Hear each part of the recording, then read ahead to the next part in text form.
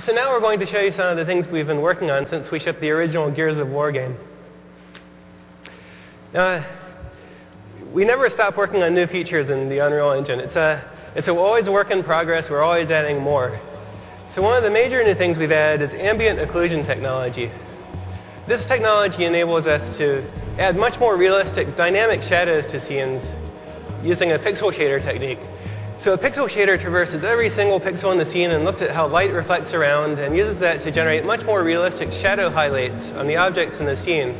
So you see much more definition in individual objects and they pop out from the backgrounds. This technique works for characters as well. We've done significant work on the character pipeline. On the left here you see Marcus Phoenix as he appears in Gears of War.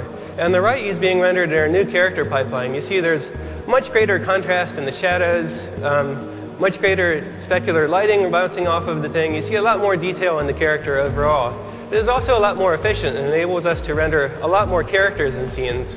If you remember in Gears of War you fought the Locust Horde, where the Horde consisted of maybe like 5 or 6 locusts.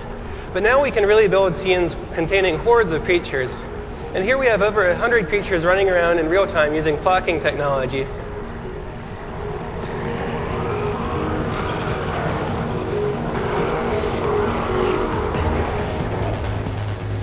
We've also improved the water technology on Unreal Engine 3. Besides the realistic water physics simulation running underneath, we also have realistic specular and environment reflections bouncing off of the water.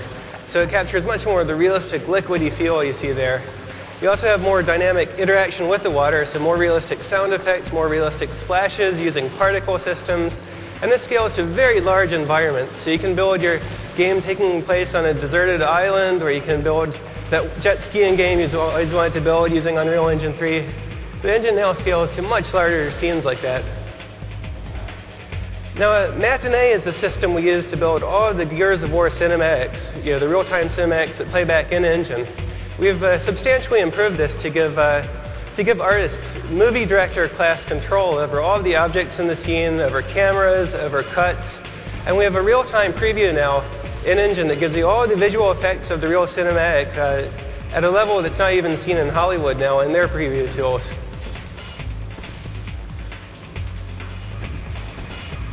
We've also incorporated Aegea's soft body physics simulation tool, which enables us to simulate objects that are realistically elastic and fluidy, like you see with this cube of meat we built here. You can see the player can interact with that, push little pieces of it around, and it's all very elastic and buoyant. This also scales well to fluids. So here you have fluids moving around with viscosity and surface tension, retaining their shape. This enables artists to build environments that are much more organic and real-worldish. You can also destroy them. The thing that we do after we spend a few years building a beautiful game world, the first thing gamers want to do is blow it up. And now they can do that. So we've implemented some real-time structural analysis tools in Unreal Engine 3 that can determine how objects break apart into pieces given stresses and strains. And here we've applied that so that we have a building built out of concrete with a steel structure underneath. And you can see the player can go around and blow holes in the concrete, destroy the structure of the level while the steel remains underneath. This is just one of the tools that enables designers to create far more realistic and destructible environments in future games.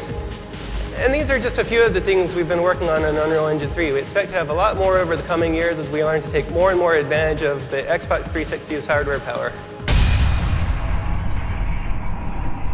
Sweet.